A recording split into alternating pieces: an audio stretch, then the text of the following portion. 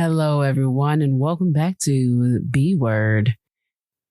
I know what I said, a couple weeks ago, but things happen. We're still trying to work through some of these technical difficulties, so I appreciate your patience while we still get it all figured out.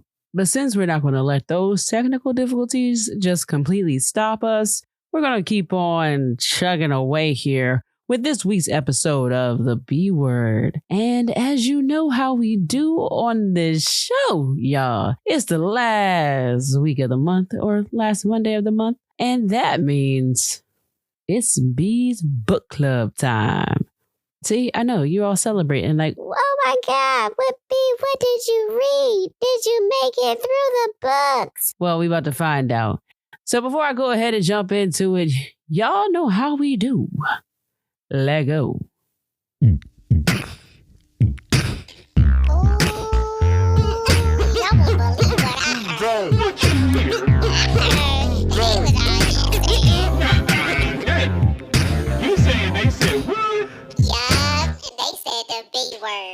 Hello and welcome back to the B Word. I'm your host, B. Alexander, and this week's B Word is books. Yes, this is April's book club episode. And let me be real with y'all real quick. I've been flying through some books faster than you could say onomatopoeia or supercalifragilisticexpialidocious. You know what I mean? Like, I did not realize I had gone through so many books until I was preparing for this episode. And realizing how many books I've read, essentially, there's no way for me to cover all of those books in a way that really honors exactly each one, whatever I liked or disliked about the story, or I don't know. So y'all let me know if, y'all feeling like a little more detailed version that goes through every book that I've sort of read during the month. And I'll be sure to go ahead and post that list, maybe give a little more insight into each one and whether or not I recommend it. Just let me know what y'all think, what y'all want. I'm down for whatever. So let's go ahead and jump in. Y'all know exactly that I'm going to start this off and tell I did not read every book that I listed off last month. Y'all know how I do. I feel like I just basically go out on a tangent sometimes with my reading, and this month was no different. But it's okay though. You want to know why? I'm going to tell you why. It's okay because I'm at like 12 books. That's what I'm saying. So let's not think about what I haven't read so much as what I have and then what's coming up next. Thanks to some of my reading from before, I definitely wanted to jump into getting a little bit of a better understanding of Ruby Bridges' experience. And I said, well, what better way to do that than reading through my eyes? I'll be honest, it was really cool to explore what that was like for a 6-year-old Ruby Bridges going to school during a time where essentially it was this 6-year-old's responsibility to end segregation, like be the test subject, if you will. I could not imagine being in Ruby's shoes. What that took was an exceptional feat. And dare I say, by the right person at that time, someone who could be resilient through isolation, through hateful speech and things of the nature, just to be able to do something as simple as go to school. It was beautiful. It was a beautiful exploration into her journey. Definitely worth it if you have a few moments to spare to kind of dive into what that was like for her. I think she does a good job detailing all of that. Y'all know I be liking self-help type situation. Something I was actually wanting to read back in January became available. And so I definitely took advantage of the opportunity, which was Rich AF by Vivian 2, which it's a fun little book about finance and sort of getting a better understanding of ways in which we can utilize credit and debit accounts and 401ks, IRAs, all that fun stuff, but less boring than if you were to just sit here and list it out. cute anecdotes and sort of like a one-on-one experience, kind of going through what it was like for her, and then giving some solid advice, I think, or just kind of some ways to think about your future and your financial future at that. Y'all will never guess what book finally made its way into my possession. I bet you wondering right now, you're thinking about it. What book have I mentioned in the past and I couldn't read it because I lost it? Probably because that's a lot of books I done lost, right? But that's okay. In fact, there was 2 books that I was able to get a hold of, and one of which was Will by Will Smith. And that was an interesting read, especially after reading Jada Pinkett Smith's Worthy. I don't think it really disappointed in regards to what the content of the book consisted of. I think that it provided a little bit more of a, what's the word I'm looking for? Different perspective on certain situations that Jada does mention in her book, but it doesn't go as far as the infamous slap. So we won't get that until, I guess, the sequel, which then would it just be called Willard Smith Jr.?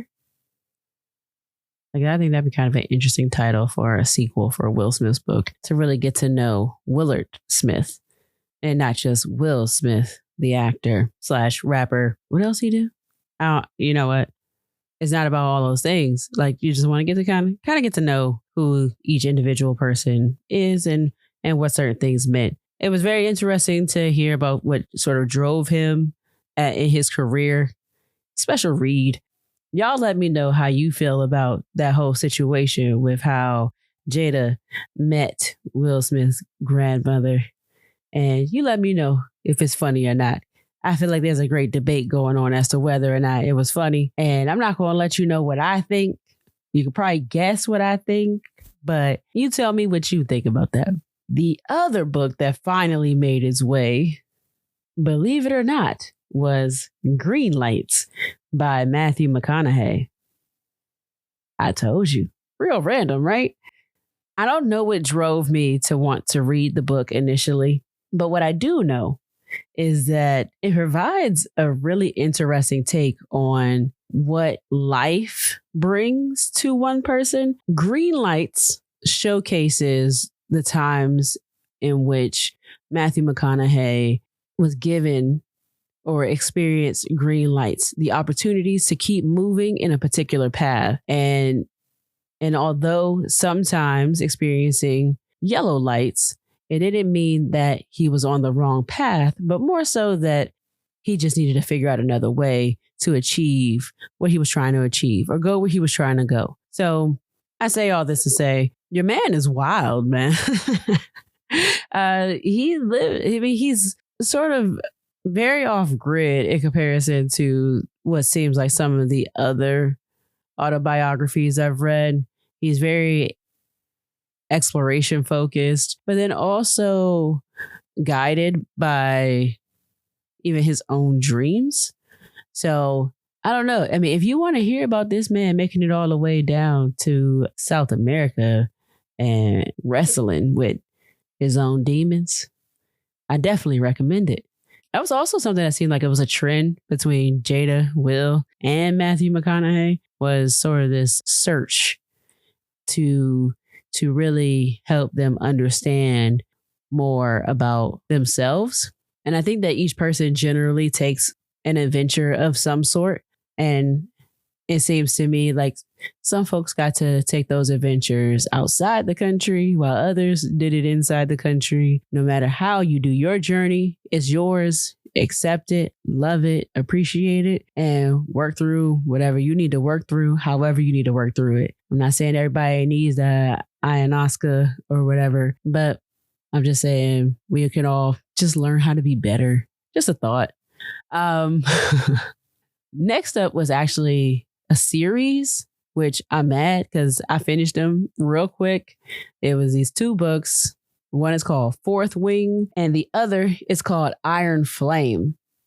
I really enjoyed these books, y'all. They were fantasy fiction type novels, included some dragons, challenges, a lot of death. I'm not going to lie about that. But it was really cool to sort of be able to envision this world that the characters were living in, where they basically were fighting for survival through this war college, which doesn't seem like it should be the point of a war college, which should be to train you for a war, but rather to be a part of this elite group of dragon riders. It's sort of what they had to endure in order to get there and then stay there. Because just because you got you a dragon doesn't mean that you're going to keep your dragon or that they're going to want to keep you.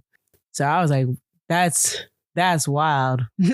In the 2 books written by Rebecca Yarros, they really do explore a lot of these generational situations and understandings of things and how one generation may approach a subject that may be taboo versus how a younger generation may face it differently and try to face it head on. Now, I think that is really key in the entire scope of it, just because like right now, our generations respond differently to certain situations, especially politically. And in that, we lose sight of being able to connect with one generation and another when they don't respond the way that we want them to. So either way, whether you're a part of the older generation or the younger generation, you become upset with each other because they aren't handling situations the way you want them to. And instead, we should probably meet somewhere in the middle, meaning being able to have cordial discussions and trying to figure out a solution that would work better for the greater good versus an assumed version of what the greater good would need on both accords. I don't know. It was just an interesting thought, but it was also really fun to read just in general. Lots of battles, falling, obstacle courses. I mean, it just sounded like fun. I mean, you know, with the exception of the dying, I wouldn't want to die if I had to go to that school. I would like to survive. So I would make that my mission, clearly.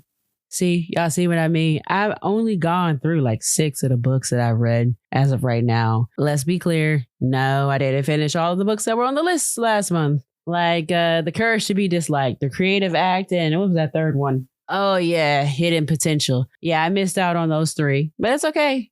It's okay. There's always May. There's always May for another chance to review those books coming up. I thought it'd be fun to check in with Gabrielle Union. She has 2 books actually on my list. The first one is We're Gonna Need More Wine. And then the second one, You Got Anything Stronger? I just thought that was really cool. I think these could be really fun reads, and I'm excited to see where she goes with her stories. Another one is a fiction story by Jasmine Warga. I'm sorry if I'm saying the name wrong, but this one is Other Words for Home. Got into the fact that April was Arab Heritage Month, and so I'm a little late to the game on that one. My bad, but I did want to make sure I paid a little tribute to it. I believe that's going to have to be it for right now, y'all.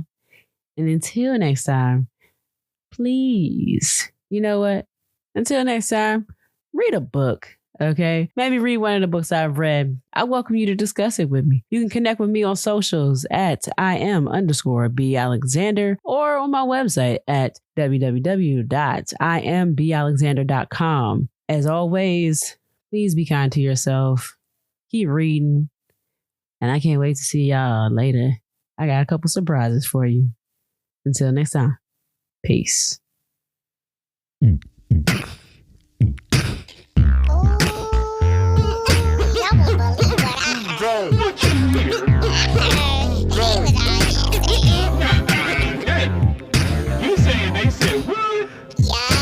they said the big word.